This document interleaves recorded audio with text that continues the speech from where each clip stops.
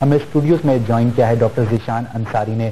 Doctor صاحب بہت بہت شکریہ ہمارے اسٹوڈیوز میں ہمیں جوائن کریں گے. سب سے پہلے سادہ الفاظ میں عوام کے لیے بتائیے کہ تھیلیسیمیا ہے کیا اور یہ ہوتی کیسے ہے؟ السلام علیکم. تھیلیسیمیا ایک جینیٹک یا جینیاتی بیماری ہے جو ماں باپ سے اولاد میں منتقل ہوتی ہے. جب ہم تھیلیسیمیا کی بات کر رہے ہوتے ہیں تو اس کا مطلب ہمارا تھیلیسیمیا میجر ہوتا ہے. اور یہ بیماری ایک بچے کو صرف اس صورت میں ہی ہوتی ہے کہ جب اس کے ماں اور باپ دونوں میں یہ جین موجود ہوں. اگر ان دونوں میں سے کسی ایک میں یہ جین موجود نہیں ہوگا تو بچے کو یہ بیماری ہونے کے امکان تقریباً نہ ہونے کے برابر ہے. تو دونوں میں یہ جین جب موجود ہوتا ہے اور دونوں سے ہی بدقسمتی سے یہ جین بچے میں منتقل ہو جائے تو بچہ پھر تھیلیسیمیا میجر کا شکار ہو جاتا ہے. اس بیماری میں عموماً یہ ہوتا ہے کہ بچے میں لال خون بنانے کی یا ریڈ بلڈ سیلز جسے کہتے ہیں بنانے کی صلاحیت ختم ہو جاتی ہے یا بہت ہی کم ہو جاتی ہے. اس صورت میں بچہ جو ہے وہ انیمیا کا شکار ہو جاتا ہے. اس کا ریڈ سیلز کم ہوتے رہتے ہیں اور جس کی وجہ سے بہت کمزور ہو جاتا ہے. اور پھر صورتحال اس قسم کی ہو جاتی ہے کہ 6 مہینے سے 1 سال کے درمیان اس کو ہر ماہ 1 سے 2 دفعہ خون لگانا پڑتا ہے. اور یہ سلسلہ عموماً تا حیات چلتا رہتا ہے. یعنی اگر تھیلیسیمیا سے بچنا ہے تو دونوں پیرنٹس کو تھیلیسیمیا مائنر کا شکار نہیں ہونا چاہیے. اس کا مطلب یہ ہوا ڈاکٹر صاحب کہ جو تھیلیسیمیا کی بیماری ہے کسی بچے کو اگر ہو گئی تو پھر اس کا ٹریٹمنٹ کیسے ہوگا؟ دیکھیں بدقسمتی سے تھیلیسیمیا کا کیور جسے کہیں مکمل علاج تو اس وقت صرف ایک ہے جس کو بون میرو ٹرانسپلانٹ کہتے ہیں. اور اس علاج کے مہنگا ہونے کے علاوہ بہت زیادہ مشکلات ہیں کیونکہ اس میں ایک اس کا صحیح جو بالکل صحت مند بھائی یا بہن ہو اس بھائی بہن کے ہڈی کا گودا میچ کر کے اس کو چینج کیا جاتا ہے جس کو بون میرو ٹرانسپلانٹ کہا جاتا ہے. لیکن یہ طریقہ علاج جو ہے وہ نہ صرف مہنگا ہے بلکہ اس میں بھی کامیابی کے امکان بہت کم ہے. تو پوری دنیا میں جو اس وقت اسٹیبلش طریقہ علاج ہے اس میں یہ خون بچے کو جب تک اس کی زندگی ہے روزانہ اس کو مہینے میں 1 سے 2 دفعہ خون لگتا رہتا ہے. تو نہ صرف یہ کہ مکمل علاج ہے نہیں ہے, دوسرا اس میں فیملی جو ہے وہ بہت زیادہ پین میں ایگنی میں رہتی ہے, بہت پریشانی میں رہتی ہے کیونکہ خون لگنے کا عمل 5 سے 6 گھنٹے پہ محیط ہوتا ہے اور ہر مہینے والدین کا 5 سے 6 ہزار روپے اخراجات بچے کے اوپر آ رہے ہوتے ہیں. تو ہم جیسے پاکستان جیسا ایک غریب ملک کے اندر یہ والدین زیادہ تر افورڈ نہیں کر پاتے. ڈاکٹر صاحب عوام کی معلومات کے لیے یہ بھی بتائیے کہ اگر والد اور والدہ یا یوں کیجیے ایک لڑکا اور لڑکی شادی سے پہلے اگر اسکریننگ کرواتے ہیں اور دونوں تھیلیسیمیا مائنر کا شکار نظر آتے ہیں تو پھر میڈیکلی ان کو شادی کی اجازت نہیں ہونی چاہیے؟ نہیں, اس میں اصل میں ہمارے ملک میں بہت زیادہ چونکہ آپ کو پتہ ہے سوشو اکنامک مسائل ہیں.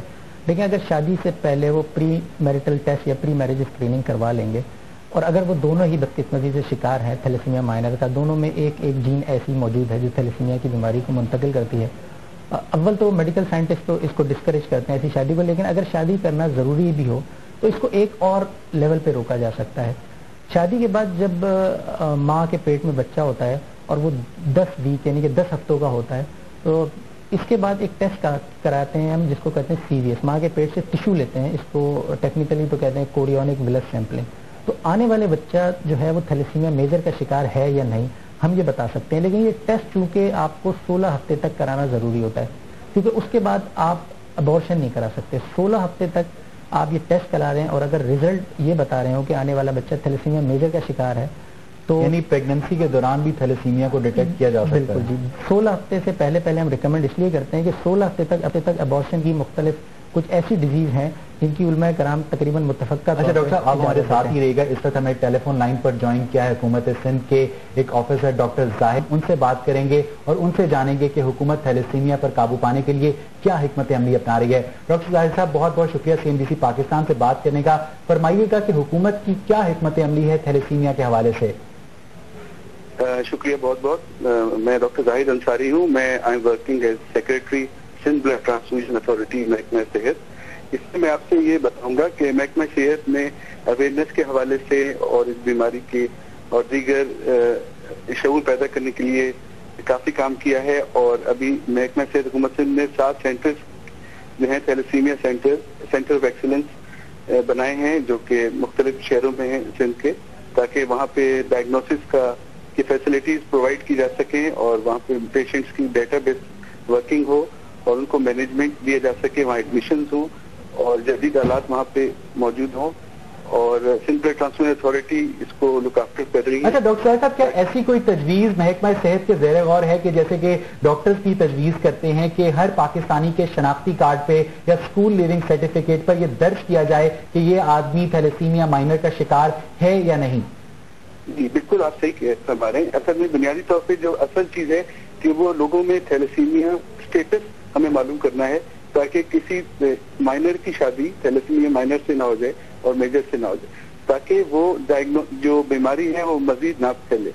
تو یہ بہت ضروری ہے کہ ہر آدمی اپنا تھیلیسیمیا ٹیسٹ کرائے اور اس کو اپنا اسٹیٹس معلوم ہونا چاہیے.